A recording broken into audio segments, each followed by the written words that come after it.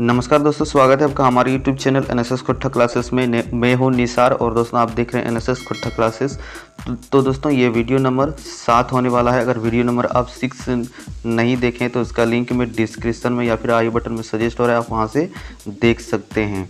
तो दोस्तों आज के इस वीडियो में लोग बात करने वाले हैं स्वपरागन व परपरागन में अनुकूलन।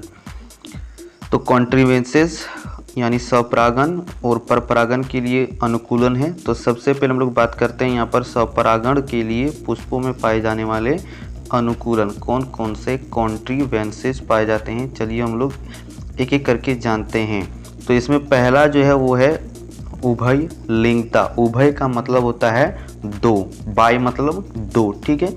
तो उभय लिंगता, इसको इंग्लिश में बायसेक्सुअलिटी कहते हैं। तो इसमें लिखेंगे हम लोग कि ऐसे पौधों में उभयलिंगी पुष्प पाए जाते हैं, ठीक है। उभयलिंगी पुष्प पाए जाते हैं जिसमें नर और मादा दोनों जननांग पाए जाते हैं। जो उभयलिंगता है इसमें नर और मादा, ठीक है, नर और मादा, ठीक है दोस्तों, नर और मादा दोनों जननांग पाए जाएंगे। आगे बढ़ते हैं। दूसरा नंबर है यहाँ पर समकाल पक्वता। समकाल मतलब एक ही टाइम पर, सम मतलब क्या होता है एक ही, बराबर, जिसको हम लोग इंग्लिश में होमोगेमी कहते हैं। तो ऐसे पौधों के पुष्पों में पुमंग एवं जायांग, पुमंग और जायांग दोनों एक ही साथ यानी एक ही समय पर परिपक्व होते हैं। इसी को ही हम लोग होमोगेमी कहते हैं, ठीक है। इसका उदाहरण है मिराबिलिस, कैथेरेंथस आदि इसके उदाहरण है। तीसरा नंबर है दोस्तों यहाँ पर कैलिस्टोगेमी, ठीक है।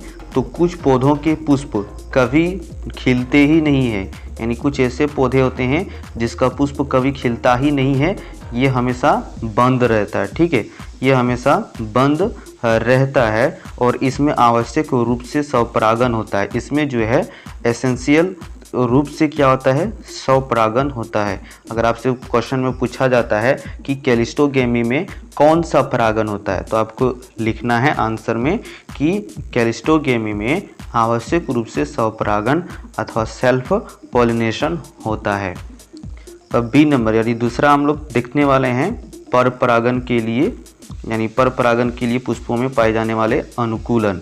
जो हम लोग का स्वपरागन था उसमें तीन अनुकूलन था और इसमें हम लोग 5 अनुकूलन देखने वाले हैं, ठीक है। और इसमें पहला जो नंबर है, इसमें पहला नंबर होने वाला है एक लिंगता, ठीक है, जो एक लिंगता। लेकिन जो स्वपरागन था उसमें पहला क्या था, द्विलिंगता, या फिर उसको हम लोग उभयलिंगता भी कहते हैं, ठीक है। इसको हम लोग इंग्लिश में यूनिसेक्सुअलिटी कहते हैं। तो इस प्रकार के पुष्पों में क्या होगा, केवल एक ही जननांग या फिर स्त्री केसर पाया जा सकता है, ठीक है, या फिर स्त्री केसर या फिर पुंग केसर पाया जा सकता है। दोनों में से कोई एक, दोनों नहीं पाया जाएगा इसमें, ठीक है। जैसे इसका उदाहरण हो गया यहाँ पर पपीता, ठीक है, यहाँ पर इसका उदाहरण क्या हो गया, पपीता। अब दूसरा नंबर यहाँ पर है भिन्न काल पक्वता यानी डाइकोगेमी। इसमें क्या था, यहाँ पर स्वपरागन में समपक्वता या फिर जिसको हम लोग कहते हैं होमोगेमी कहते हैं, लेकिन यहाँ पर दूसरा नंबर क्या है, भिन्न पक्वता। इसका उल्टा हो जाएगा, यहाँ पर क्या होगा इसमें कि कुछ पौधों के पुष्पों में परागकोश और वर्तिकाग्र, इसमें परागकोश और वर्तिकाग्र है, और उसमें क्या था, पुंकेसर और परागकोश था ना। इसमें अलग अलग समय पर परिपक्व होता है यानी पकता है, मैच्योर होता है। इसे ही क्या कहते हैं, भिन्नकाल पक्वता अथवा डाइकोगेमी कहते हैं।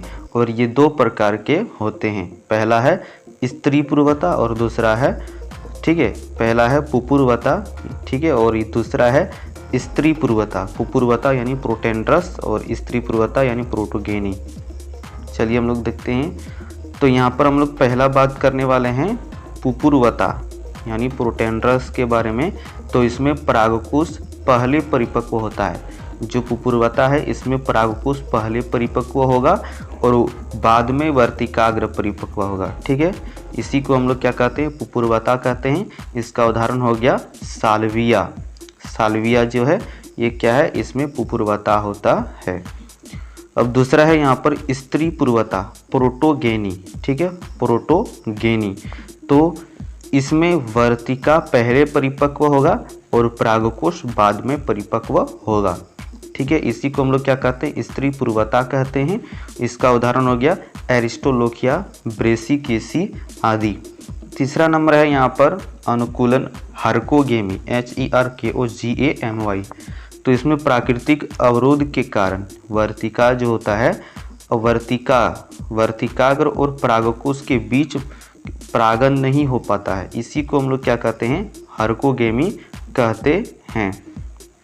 इसका जो उदाहरण है, अब हम लोग इसका उदाहरण अच्छे तरीके से देख लेते हैं कि इसका उदाहरण क्या क्या है। तो इसका उदाहरण है ग्लोरियोसा कुल के पादप और कैरियोफिलेसी कुल के पादप। इन दोनों कुल के पादपों में क्या होता है, हर्कोगेमी देखने को मिल जाता है। चौथा जो है यहाँ पर अनुकूलन, वो है सेल्फ स्टेरिलिटी यानी स्वबंध्यता। स्वबंध्यता क्या है कि कुछ पौधों के पुष्पों में वर्तिका पर जो है अनुकूलन नहीं हो पाता है। यहाँ पर वर्तिका पर, उसके बाद क्या होगा, अनुकूलन, इस जगह पर अनुकूलन होगा। ठीक है, आप यहाँ देख लेना, एडिट में थोड़ा सा यहाँ पर गड़बड़ हो गया है। तो यहाँ पर क्या होगा, वर्तिका पर अनुकूलन, ठीक है, अनुकूलन नहीं हो पाता है, इसे ही स्वबंध्यता कहते हैं। तो इसका उदाहरण क्या हो जाएगा, यहाँ पर उदाहरण होगा अंगूर, सेब, राखी वेल आदि, इसका उदाहरण हो जाएगा।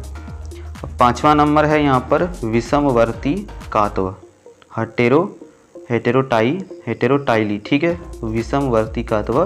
तो ये विषमवर्ती कात्व जो है दो प्रकार के होते हैं।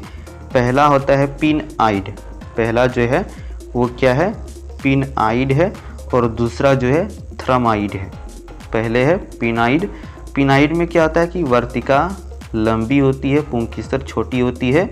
ठीक है, पिनाइड में वर्तिका लंबी होगी और जो पुंकेसर है इसमें छोटी होती है पुंकेसर।